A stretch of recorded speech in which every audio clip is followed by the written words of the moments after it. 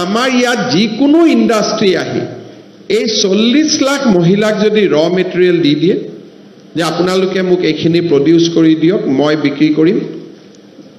আৰু আপোনালোকক তাৰ বিনিময়ত মই টকা দিম অসমত we can see a huge revolution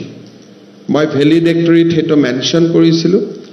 ধৰক আজি অসমত এটা সৰু মোৰ সীমিত জ্ঞানৰ মই উদাহৰণ দিছো কাৰণ কোম্পানী সকলে বিজনেস কৰা মানুহবিলাকে বহুত বেছিকৈ জানিব আজি যদি অসমৰ একোখন জিলা কোনোবাই যদি এই 40 লাখ মহিলাৰ 5 লাখ মহিলাক ধূপকাঠি দি লগত ধূপ বনোৱাৰ মেটেৰিয়েল দি দিয়ে এন্টায়াৰ ইণ্ডিয়াৰ ধূপ বনোৱা ইণ্ডাষ্ট্ৰিটোৱে অসমত গুছি আহিব পাৰে কাৰণ নাও দে হেভ বিকাম এন্টাৰপ্ৰেনিয়ৰ্স অসমৰ মহিলা এতিয়া উদ্যোগীলৈ ৰূপান্তৰ হৈছে এতিয়া আমি পিঠা বনাই আছো